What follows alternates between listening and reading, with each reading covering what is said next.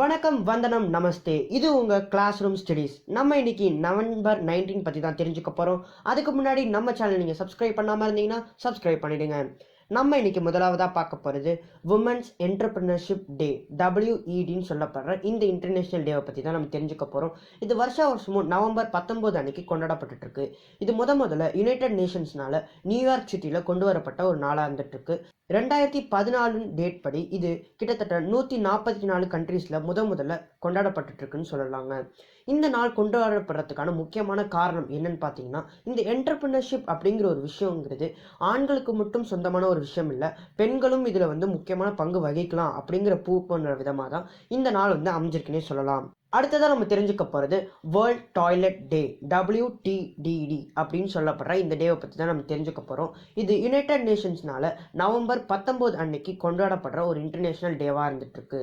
இந்த நாளோட முக்கியமான நோக்கம் என்னன்னா, சானிடேஷன் பற்றியும் டாய்லெட்ஸை எப்படி மெயின்டைன் பண்ணுறதுங்கிற பற்றியும் அவேர்னஸ் கிரியேட் பண்ணுற விதமாக தான் இந்த நாள் அமைஞ்சிருக்குன்னே சொல்கிறாங்க.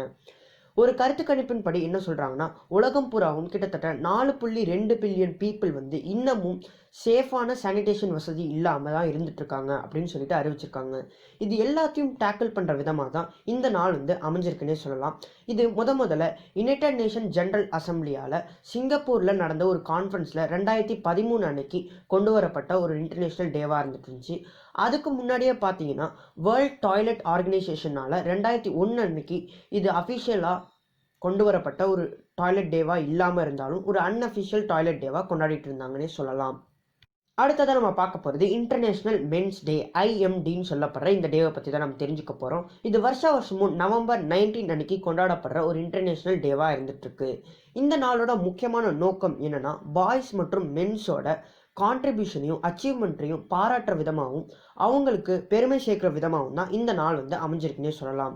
அதாவது ஒரு மென் இல்லை பாய் சொசைட்டிக்காக இருக்கட்டும், இல்லை நெய்பர்ஹுட்டுக்காக இருக்கட்டும், இல்லை அவங்களோட ஃபேமிலிக்காக இருக்கட்டும், இல்லை ஒரு மேரேஜ் லைஃப்க்காக இருக்கட்டும், இந்த எல்லா விஷயத்துலையும் பங்கு வச்சுருக்காங்க அப்படிங்கிற ஒரு ப்ரூவ் பண்ணுற விதமாக தான் இந்த நாள் அமைஞ்சிருக்குன்னே சொல்லலாம்.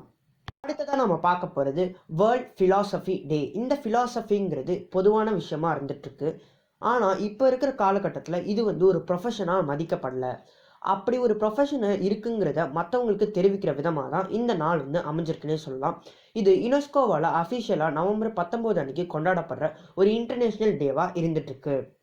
இந்த ஃபிலாசபி அப்படிங்கிற ஒரு ப்ரொஃபஷனுக்கு மக்கள் மத்தியே இருக்கக்கூடிய வரவேற்பை இன்னும் அதிகப்படுத்தணும் அப்படிங்கிற ஒரு நோக்கத்தோடையும், இந்த ஃபிலாசபி அப்படிங்கிறதோட பவரையும் மற்றவங்களுக்கு தெரிவிக்கிற விதமாக தான் இந்த நாள் அமைஞ்சிருக்குன்னே சொல்லலாம். அடுத்ததான் நம்ம பார்க்க போகிறது இந்திரா காந்தி அவர்களுடைய பர்த்டே பற்றி தான் தெரிஞ்சுக்க போகிறோம். இவங்க 19 நவம்பர் 1917 அன்னைக்கு பிறந்திருக்காங்க. இவங்களோட முழு பெயர் இந்திரா பிரியதர்ஷினி காந்தி. இவங்க இந்தியாவோட முதல் மற்றும் ஒரே பெண் பிரைம் மினிஸ்டராக இருந்திருக்காங்கன்னே சொல்லலாம். இவங்க ஜனவரி 1966லேருந்து 1977 வரைக்கும் முதல் முறையாக பிரைம் மினிஸ்டராக பதவி வகிச்சிருக்காங்க. அது மட்டும் இல்லாமல் ஜனவரி 1980லேருந்து அக்டோபர் 1984 வரைக்கும் 2வது பிரைம் மினிஸ்டராகவும் பதவி வகிச்சிருக்காங்கன்னே சொல்லலாம். இன்னைக்கு அவ்வளவுதான். நாளைக்கு வேறு ஒரு வீடியோ வச்சு உங்களை சந்திக்கிறேன். அது வரைக்கும் தேங்க்யூ அண்ட் ஸ்டே டியூன்டு.